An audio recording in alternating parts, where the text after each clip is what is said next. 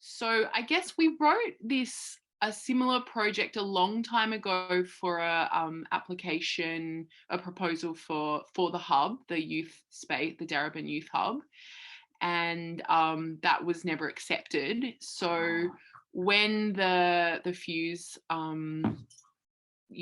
expressions of interest came out, we thought we'd sort of work on that previous concept to work with some young people at the hub and do a collaborative wearable art community art project. And I suppose a lot, what really informed it as well was over the last year in lockdown, spending a lot of time walking through the Darebin parklands. So much time. The Darebin Creek, that became such a sanctuary for both myself and Luna to go and, relax, walk and observe the native wildlife and all the beautiful flora and fauna that exists there.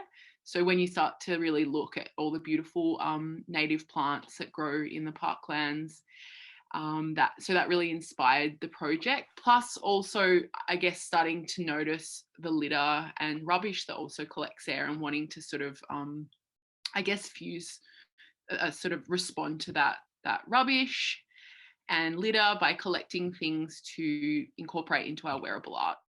It's a really amazing art form and medium to, I guess, express complex stories upon the body. So, we love wearable art because you can say so many things without words. And we find that people really respond to wearable art. It's really interesting. And especially with Luna and I are really focusing on recycled materials. So, it's people really respond to that because at first you look at something and go, wow, it's this beautiful wearable, costume. And then when you get closer, you go, wow, that's all made out of, for instance, some of my pieces are made entirely out of Mountain Dew bottles that I've cut up, and Luna's been using milk bottle caps and swimming caps and and yoga mats and interesting colourful materials.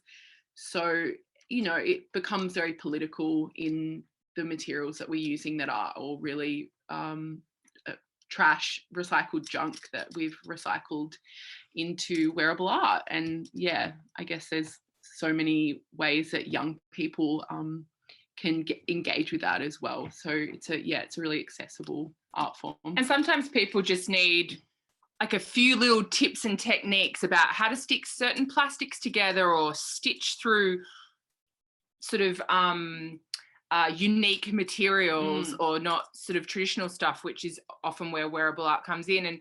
And you just show people a few little techniques and their mind goes. So that's a lot of our workshops are also around, not so much, they're generally pretty like open, like not giving people heaps and heaps and heaps of sort of tasks, but really just sort of giving people a few little tools to create their own wearable art piece.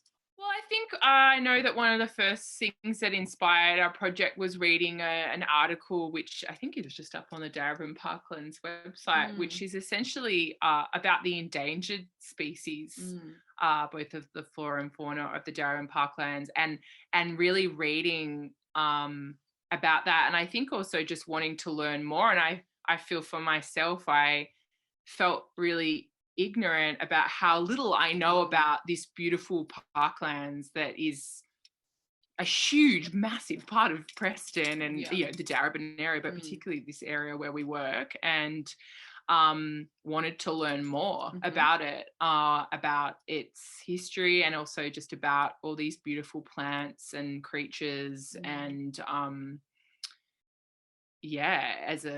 as a really a sanctuary in this lockdown. I have never appreciated parklands more. Totally. And I think for us city dwellers, that's really been really special to have this very beautiful place to be able to, have space and actually feel like you're, not just in a little park with a I would walk there every day. Last year, especially in the big lockdowns, I'd go for a walk every day in the parklands and always discover something new.